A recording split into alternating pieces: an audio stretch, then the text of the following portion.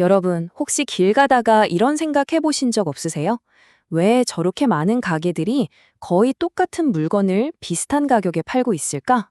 오늘 바로 그 보이지 않는 규칙, 그러니까 기업이 돈을 벌고 버티고 또 때로는 포기하는 그 결정적인 순간 뒤에 숨어 있는 경제 원리를 한번 제대로 파헤쳐 보겠습니다.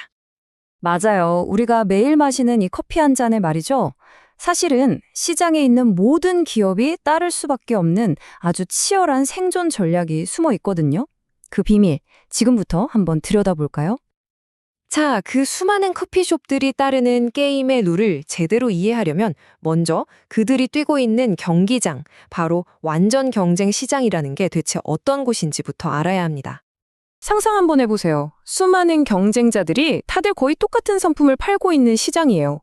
이렇다 보니까 어느 한 가게가 에이, 나만 가격 좀 올려야지? 이게 안 통하는 거죠.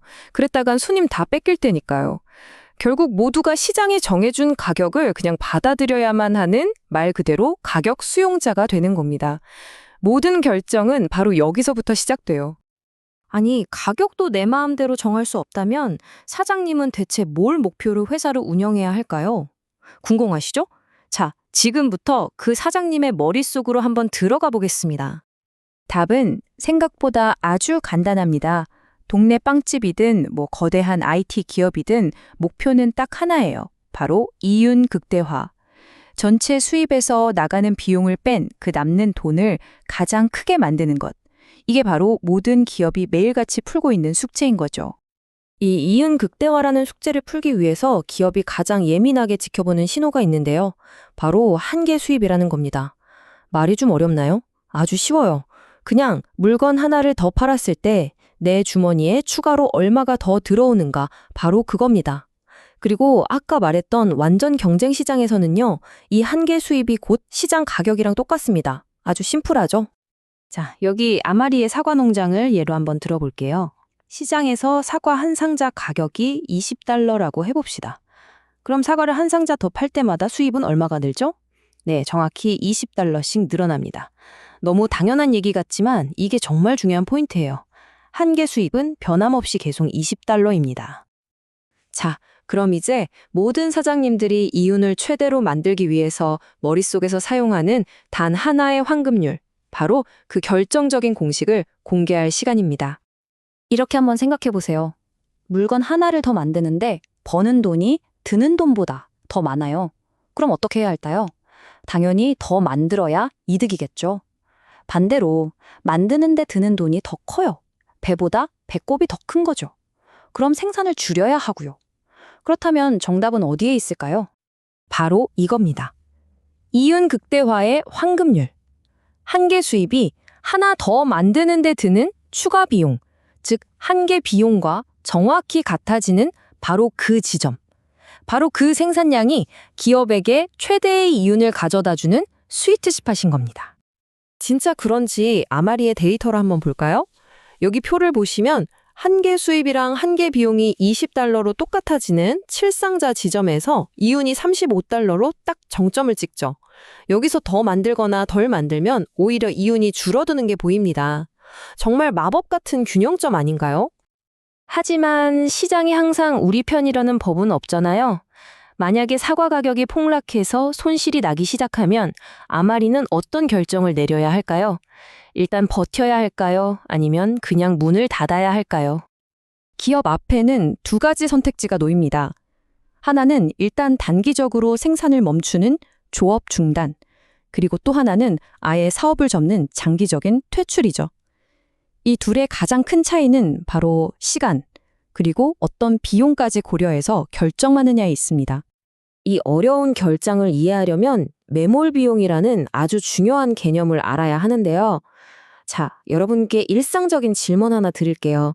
큰 맘먹고 55,000원짜리 후드티를 샀는데 사이즈가 너무 작은 거예요.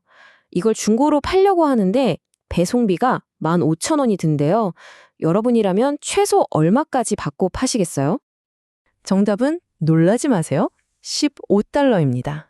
아마 많은 분들이 아니 55,000원은 받아야지 생각하셨을 텐데 대체 왜 $15일까요? 핵심은 이거예요. 내가 후드티 값으로 낸 55,000원은 이미 사라진 돈, 즉 매몰 비용이라는 겁니다. 되돌릴 수가 없어요. 이미 엎질러진 물인 거죠. 그러니까 앞으로의 결정에서는 그냥 잊어버려야 해요. 중요한 건 앞으로 나갈 돈, 즉 배송비 15달러만 건져도 더 큰 손해는 막는다는 사실입니다. 기업도 똑같아요. 이미 낸 가게 월세 같은 고정 비용은 일단 잊고 직원 월급 같은 변동 비용만이라도 건질 수 있다면 일단 버티는 게 합리적인 선택이라는 거죠.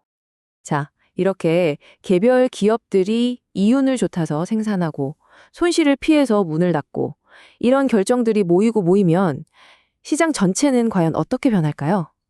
이제 다시 숲 전체를 한번 바라보겠습니다. 시장은 마치 살아있는 생물 같아요. 스스로 균형을 찾아가거든요.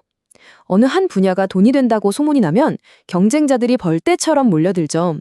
그럼 결국 공급이 들어서 가격이 내려가고 그 달콤했던 이유는 점점 사라집니다. 반대로 다들 힘들다고 아우성을 치면 하나둘씩 떠나고 그럼 남은 사람들에게는 오히려 다시 기회가 찾아오는 거죠.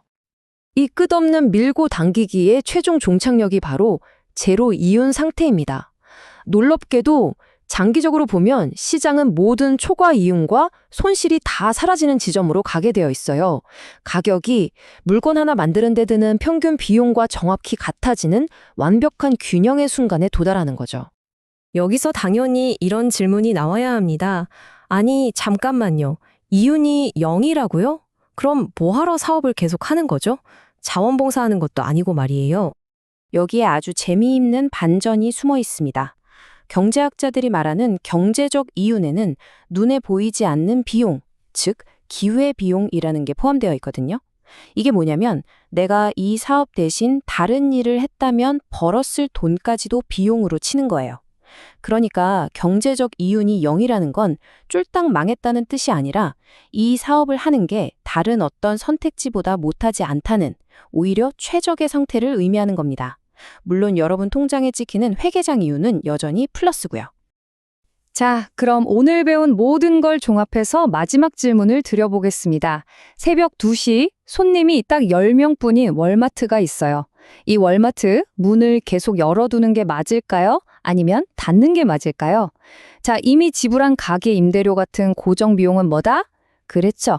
매몰 비용이니까 그냥 잊으세요. 지금 중요한 건 딱 하나. 그 10명의 손님이 내는 돈이 야간 아르바이트생 인건비와 전기세 같은 추가 비용을 덮을 수 있느냐는 거죠. 즉, 한 개 수입이 한 개 비용보다 크냐는 질문입니다. 여러분이 월마트의 사장이라면 어떤 결정을 내리시겠습니까?